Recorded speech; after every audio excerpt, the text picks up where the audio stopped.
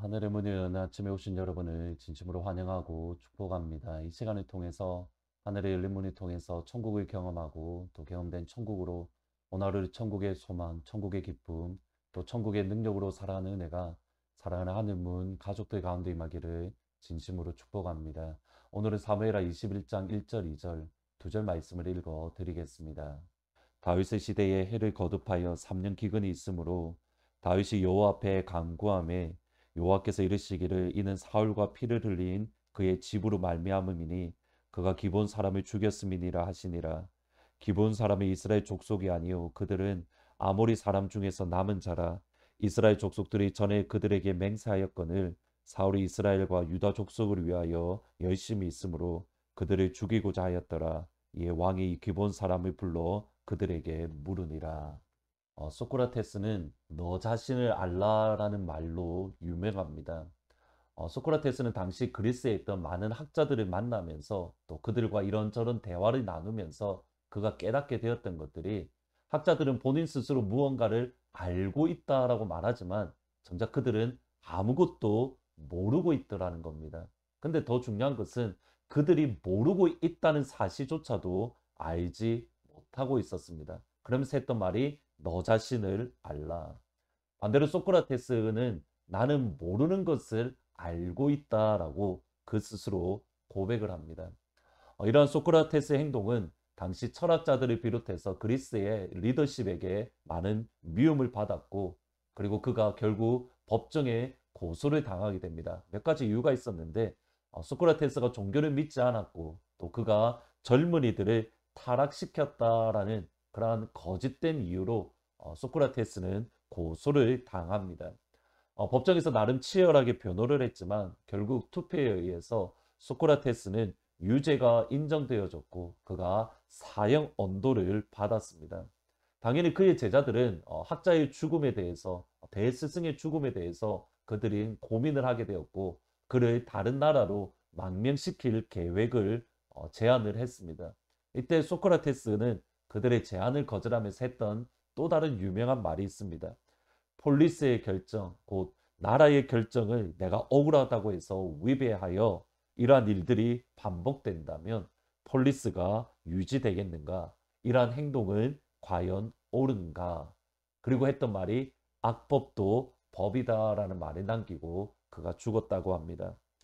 성경을 읽으면서 참 여러 가지 풀기 어렵고 어떻게 해석해야 될지 뭐 당황스러운 말씀들이 있습니다.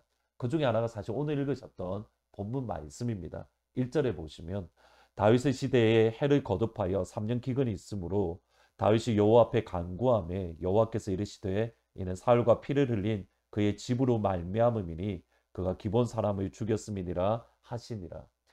이 구절을 읽으면서 당황하게 되는 것은 다윗이 왕으로 있었던 시대는 결코 아무런 일이 없었던 그냥 평안한 시대가 아니었다는 겁니다. 먼저는 전쟁이 끊이지 않았습니다. 심지어 오늘 본문에 보면 3년 연속으로 기근도 있었습니다. 제가 특별히 고민스럽다라고 말씀드린 것은 다윗 시대에 있었던 이 기근은 다윗과 전혀 상관없이 일어난 일이기 때문입니다. 다윗이 경험했던 기근은 그의 선임이었던 사울 왕이 기본 사람을 죽였기 때문에 거기에 대한 징계로서 3년 기근이 다윗 시대에 임했습니다. 이것을 좀 더 알기 위해서는 여호수아 시대를 살펴볼 필요가 있습니다. 여호수아가 남쪽 가나안 연합 군대와를 모두 물리친 이후에 여호수아와 이스라엘 백성들에 대한 소문이 가나안 전역에 퍼졌습니다. 이때의 위기를 느꼈던 기본 족속, 가나안에 있는 기본 족속들이 꾀를 내어서 그들이 사신 멀리서 온 그런 대사로 가장을 하고 헤어진 전대 또는 찢어진 가죽 부대를 나귀에 싣고 낡고 낯떨어진 신발과 옷을 입고 심지어는 곰팡이가 난 떡을 준비해서 여호수아를 찾아갔습니다. 자기들은 가나안 사람이 아니라 먼 나라에서 온 것을 보여주기 위함입니다. 그리고 여호수아에게 나아가서 우리와 조약을 맺읍시다. 우리가 화친을 맺읍시다. 서로가 공격하지 않고 서로가 보호해 줄 언약을 맺자라고 제안을 한 겁니다. 근데 아무래도 이들의 모습에 이상을 느꼈던 여호수아는 정말 당신들이 가나안 족속이 아니냐고 다시 한 번 더 확인을 했고, 가나안 족속이 아니라 우리가 멀리서 왔다는 그런 거짓말을 했습니다. 그리고 여호수아는 여기에 속았습니다. 여호수아 9장 14절 15절에 보시면 무리가 그들의 양식을 취하고는 어떻게 할지를 여호와께 묻지 아니하고 여호수아가 곧 그들과 화친하여 그들이 살리리라는 조약을 맺고 회중 족장들이 그에게 맹세했더라. 하나님께 기도하지 않고 무턱대고 기드온과 화친 조약을 맺었습니다. 그리고 3일 지나서 기드온이 먼 나라에서 온 것이 아니라 가나안 족속임을 깨닫고 이때 했던 여호수아의 말이 19절 여호수아 19장 9장 19절 20절입니다. 모든 족장이 온 회중에게 이르되 우리가 이스라엘의 하나님 여호와로 그들에게 맹세하였은즉 이제 그들을 건드리지 못하리라. 우리가 그들에게 맹세한 맹약으로 말미암아 진노가 우리에게 임할까 하노니 이렇게 행하여 그들을 살리리라 하고, 기본 족속과 맺은 약속이 분명히 속아서 거짓말이 속아서 한 거지만 분명히 지켜야만 되었습니다. 하나님 앞에서 맺은 언약이기 때문입니다. 그리고 실제로 이후에 북방 민족들이 기본을 공격했을 때에 여호수아는 위험을 무릅쓰고 올라가서 기본 족속들을 도와주었습니다. 그 약속을 지금 사울 왕이 어겼습니다. 그리고 그 이유를 2절의 말씀에 보시면 이스라엘 백성들의 호감을 얻기 위해서, 이스라엘 백성들에게 지지를 얻기 위해서 그들이 좋아하는 것, 기본 족속을 죽였고 이 일로 말미암아 하나님의 진노가 임했던 겁니다. 사울의 모습을 다시 보셔야 됩니다. 사울은 약속을 중요하기보다는 자신의 권력 욕심이 먼저였습니다. 사람들에게 인정받기 위해서, 자신의 왕권을 사람들에게 인정받기 위해서 그 사람들이 좋아하는 일, 약속은 온데간데 없이 사람들이 좋아하는 일을 아무렇지도 않게 행했던 겁니다. 여기에서 보셔야 됩니다. 사울이 기본 사람을 죽인 것에 대해서 이스라엘 백성들의 반응입니다. 사울이 잘못했다라고 책망하지 않았습니다.